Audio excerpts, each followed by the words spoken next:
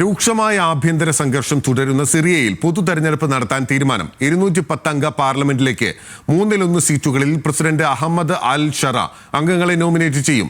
ബാക്കി വരുന്ന സീറ്റുകളിലേക്ക് സെപ്റ്റംബർ 15-നും 20-നും ഇടയിൽ പൊതു തെരഞ്ഞെടുപ്പ് നടക്കും. തെരഞ്ഞെടുപ്പ് സമിതി അധ്യക്ഷൻ മുഹമ്മദ് താഹ അൽ അഹമ്മദിനെ ഉദ്ധരിച്ച് സിറിയൻ വാർത്താ ഏജൻസി സനയാണ് ഇക്കാര്യം പുറത്തുവിട്ടത്.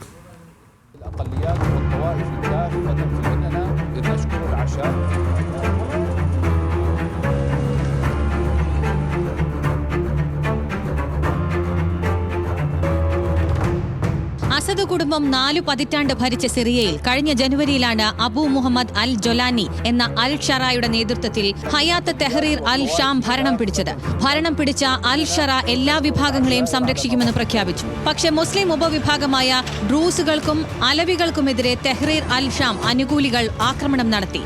ഇത് അസദ് അനുകൂലികൾ ചെറുത്തതോടെയാണ് സിറിയൻ ആഭ്യന്തര സംഘർഷം രൂക്ഷമായത്. ഡ്രൂസ് വിഭാഗത്തിന് സ്വാധീനമുള്ള ദക്ഷിണ സിറിയയിലെ സ്വൈദ അടക്കമുള്ള മേഖലകളിൽ ബദൂവിയൻ ഡ്രൂസ് ഏറ്റുമുട്ടൽ രക്തരൂക്ഷിതമായി തുടരുകയാണ്. സ്വൈദയിൽ കൊല്ലപ്പെട്ടവരുടെ എണ്ണം 1000 കവിഞ്ഞു. 336 ഡ്രൂസ് വംശജരും സായുധ സേനാംഗങ്ങളിലെ 342 പേരുമാണ് കൊല്ലപ്പെട്ടത്.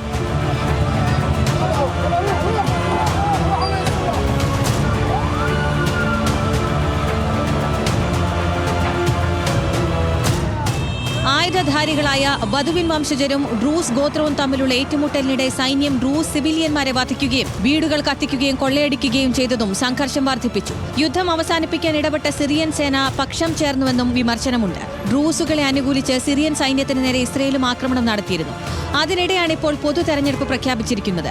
210 അംഗ പാർലമെന്റിലേക്കുള്ള 1/3 സീറ്റുകളിൽ പ്രസിഡന്റ് അഹമ്മദ് അൽ ഷറ അംഗങ്ങളെ നോമിനേറ്റ് ചെയ്യും. ബാക്കി വരുന്ന സീറ്റുകളിലേക്ക് സെപ്റ്റംബർ 15-നും 20-നും ഇടയിൽ തെരഞ്ഞെടുപ്പ് നടക്കും. തെരഞ്ഞെടുപ്പ് സമിതി അധ്യക്ഷൻ മുഹമ്മദ് താഹ അൽ അഹമ്മദിനെ ഉദ്ധരിച്ചാണ് സിറിയൻ വാർത്താ ഏജൻസി സനയുടെ ഈ റിപ്പോർട്ട്.